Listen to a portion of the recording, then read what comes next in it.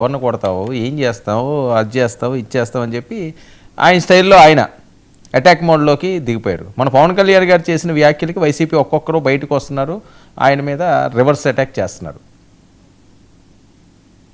Sir, ముందుగా వర్మ గారు మీకు 99 ప్రేక్షకులకి అలాగే ప్యానల్ సభ్యులకి అందరూ కూడా శుభ సాయంత్రం అండి. సారీ ఫర్ ద లేట్, కొద్ది ట్రావెల్ లేట్ అయింది.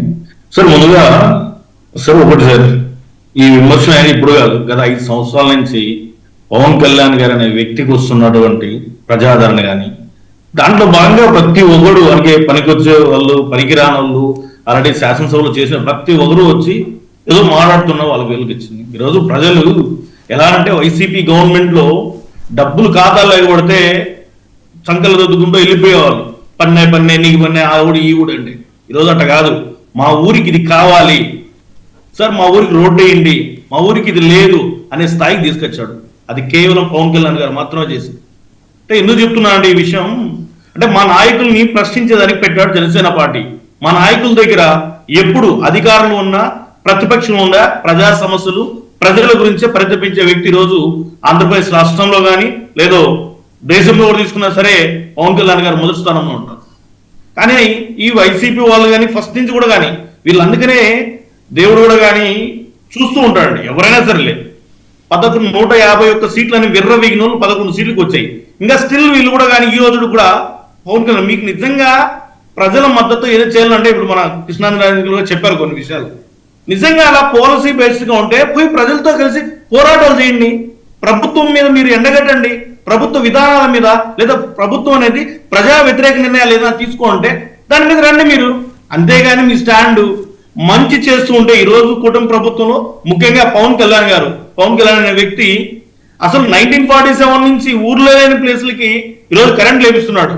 అసలు గ్రామ సభ సర్పంచ్ వ్యవస్థ అన్నిటినీ వైసీపీ గవర్నమెంట్ లో ఏ వ్యవస్థను తీసుకున్నా అకలాకుతులం చేశారు. అంటే ఏ వ్యవస్థ కానీ ఎక్కడ కానీ పనిచేసే విధంగా ఏ జీవోలన్నా తీసుకోండి, ఏదన్నా తీసుకోండి, అంటే వాళ్ళకి నచ్చినట్లు భారత రాజ్యాంగం లేకపోతే అంబేద్కర్ రాజ్యాంగం కాకుండా రాజశేఖర రెడ్డి రాజ్యాంగం వైసీపీ రాజ్యాంగం తీసుకొచ్చి అమలు చేస్తారు. ఈ రోజు గవర్నమెంట్ నేను చెప్తున్నా, మన కృష్ణాంజలి చెప్తున్నారు 18 నెలలు అయిపోతాను మీరు అజ్జేలు అంటున్నారు. అంటే వైసీపీ 5 సంవత్సరాలు చేసినటువంటి ఈ నిరంకుశ పాలనని వాటిని స్ట్రీమ్ లైన్ చేయడానికి 1 year పట్టింది గవర్నమెంట్ కి. ఏంది ఆల్రెడీ వెల్ ఎక్స్పీరియన్స్డ్ చాలా రాజకీయ అనుభవం ఉన్నటువంటి వ్యక్తులే ఈ వైసీపీ చేసిన జీవోలు కానీ వైసీపీ చేసిన ఈ నిరంకుశ పాలన కానీ అడ్మినిస్ట్రేషన్ లో ఫెయిల్యూర్ వల్ల ఎక్కడ ఏం మిస్ అయిందనేది తెలియక ఆల్మోస్ట్ 1 year గవర్నమెంట్ మీద ఆ విధి విధానాలని వాటిని స్ట్రీమ్ లైన్ చేయడానికి 1 year పట్టింది. ఇప్పుడు మనం తీసుకొస్తున్నాం, 1 by 1 చేస్తున్నాం. ఏదైనా రౌడీజంతో అవును మా అధ్యక్షులు శ్రీ పవన్ కళ్యాణ్ మొదటి నుంచి కూడా కానీ రౌడీజానికి 100% దానికి ఆపోజిషన్ గానే ఉన్నారు, దాన్ని అణచివేయాలని. నెక్స్ట్ ఈ రోజు మొట్టమొదటి ప్రభుత్వం ఏర్పడిన తర్వాత కూడా అనితా గారి మీద యాక్షన్ తీసుకోవాలని మేము ప్రభుత్వం ఉన్నా సరే మేము ప్రభుత్వం ఏదైనా నాయకుడు తప్పు చేస్తున్నారు. కనీసం వైసీపీ గవర్నమెంట్ ఏదైనా ఒక్క రోజున అక్కడ జరిగిందా? జరగకపోగా ఈ రోజుకి వీళ్ళు పవన్ కళ్యాణ్ గారిని టార్గెట్ చేస్తారు. ఏది చెప్పినా సరే నిన్న కూడా పదవి బాధ్యత అన్నాడు. కనీసం ఎప్పుడైనా సరే మనం కని విని ఎనిగాను సార్, ఎప్పుడైనా సరే పదవి తీసుకున్న వాళ్ళకి పదవి బాధ్యతలు తీపిచ్చి ఈ విధంగా ప్రమాణ స్వీకారాలు చేపించి మీరు ప్రజల పక్షం ఉన్నానని చెప్పిన ఒక్క పార్టీ ఏదైనా ఉందా ఆంధ్రప్రదేశ్ లో కానీ లేదా భారతదేశంలో కానీ? ఎక్కడ కానీ లేదు. అంటే ప్రతి ఒక్కటి విధి విధానాలని ఈ విధంగా ఉన్నాము, ఈ విధంగా చేద్దామని స్ట్రీమ్ లైన్ చేస్తూ డే బై డే వస్తున్నాం. మేము అటవులు తీసుకున్నట్లయితే గత ప్రభుత్వంలో పెద్దిరెడ్డి రామచంద్రారెడ్డి గారు ఒక బీసీ నాయకుడిని అవుతే ఎన్ని దాడులు చేశారు. ఈరోజు ఆ దాడులు ఆ విధంగా ఉన్నాయా? లేవు. 1 by 1 స్ట్రీమ్ లైన్ చేస్తున్నాం ప్రతి ఒక్కటి. ఈరోజు శాఖలు అంటే ఆ వంశపర అంటే పంచాయతీరాజ్ శాఖ అంటే ఎవరు పట్టించుకునే కాదు. ఈరోజు పంచాయతీ రాజ్ శాఖలో కొన్ని వేల సంవత్సరాలుగా ఉన్నటువంటి ప్రమోషన్ పెండింగ్ పెడితే ఈరోజు ఉద్యోగులందరూ చాలా హ్యాపీగా ఉన్నారు.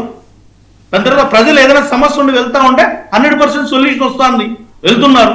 అంటే అసలు ఈ శాఖలు ఇవేనా అని చెప్పే వాళ్ళకి ఈరోజు శాఖలు ఇంత బలంగా పనిచేస్తున్నాయి. ఏ శాఖలు అయినా సరే కనీసం గత వైసీపీ గవర్నమెంట్ లో ఏ శాఖలో పనిచేసిన ఐటీ మినిస్టర్ కావచ్చు, ఎడ్యుకేషన్ మినిస్టర్ కావచ్చు, పంచాయతీ మినిస్టర్ కావచ్చు, ఎవరన్నా కనీసం వాళ్ళకు శాఖ యొక్క నిర్వచనము శాఖ యొక్క విధి విధానాలను ఒకరికైనా తెలుసా?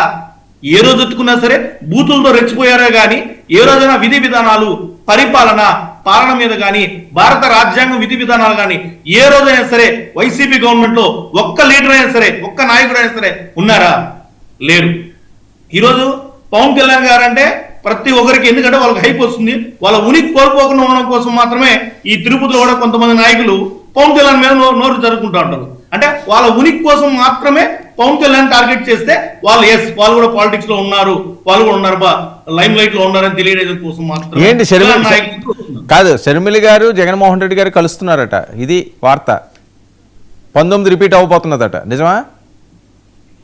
ఏమో సార్, 19 శర్మిల గారు, జగన్మోహన్ రెడ్డి గారు కావచ్చు, వాళ్ళ బాబాయ్ వివేకానంద రెడ్డి గారిని తీసుకొచ్చుకున్నా మాకేం ఉరిగే లేదు సార్. మేము 100% చెప్తున్నాం, ఖచ్చితంగా వైసీపీ 11 సీట్లు 2024లో వచ్చాయి, 29కి ఆ ఒకటి కూడా ఉండదు.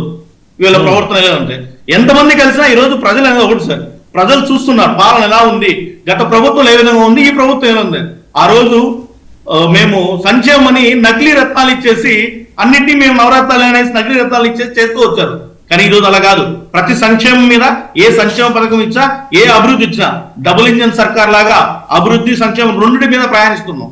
సో కాబట్టి మాకు ప్రజలు మంచిగా 164 సీట్లు ఇచ్చారు. కూటమి ప్రభుత్వం మళ్ళా కూడా 2029లో కూడా కూటమి ప్రభుత్వం ఏర్పడుతుంది. వీళ్ళందరూ కూడా ఈ విధంగా ఎగిరే వాళ్ళందరూ కూడా ఆ రోజు కూడా ఉండరండి. వాళ్ళు ఎంతమంది కలిసినా కూటమి ప్రభుత్వం అయితే 2029 మళ్ళా కూడా స్థాపిస్తాం. ఓకే సురేష్, ఇది ఎంతమంది కలిసి వచ్చినా ఎలా వచ్చినా డోంట్ కేర్.